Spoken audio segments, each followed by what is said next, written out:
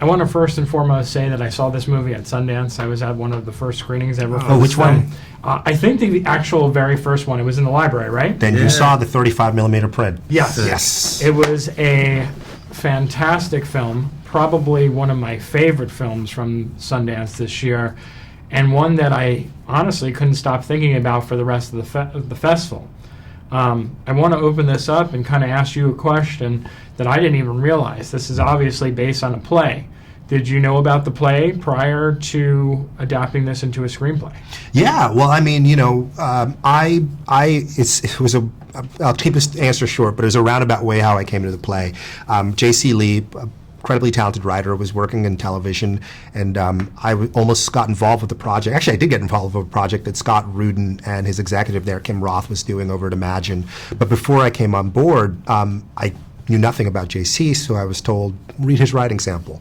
Well, the writing sample was Luce. And I jumped on that movie because the writing sample just put its hooks in me, and I knew the minute I was done reading it, I wanted to turn it into a film. I just thought it was such a brave, bold, honest exploration of really important issues. Yeah, it's fantastic. What was your initial reaction when you got that script? Could you believe it? What was in there? I was like, holy bleep, you know, like, what's going on? No, but I was just really excited because it was the first time I read a script, and that I couldn't stop turning the pages and being like, these are the conversations this 17-year-old kid is having right now. This is how he's challenging his parents and his teachers. This is how they're responding. This is how people see me.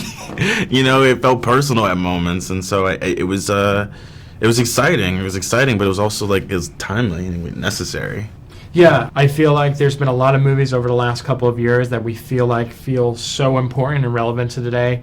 Like Hate U Give from last year, I feel like was so relevant and so important to now. But this movie, I think it really addresses issues not only of race and identity, but the judgment we place on others and making people into poster childs and things of that nature. Why did you guys feel like this was the right movie to tell and the right story to tell right now?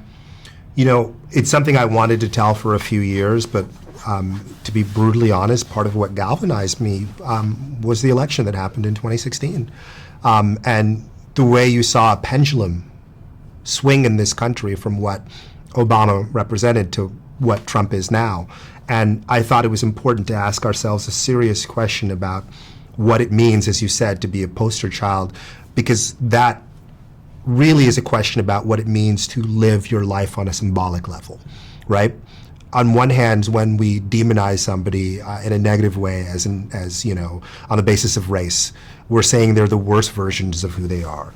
But then when we deify them and say they're the best version of what they are, it is the inverse of that problem, which is being afraid to recognize them for who they are and what's the truth in the middle, the gray, the humanity, the perfection and the imperfection, and the multitudes that we all contain. And until we are able to start to grasp the fact that we do contain those multitudes, not just on an intellectual level, but on an experiential level in terms of how we treat each other, then we will continue to deny people their humanity, then we will continue to deny people agency, and I think we will continue to be in this heated, fractured moment that we're in.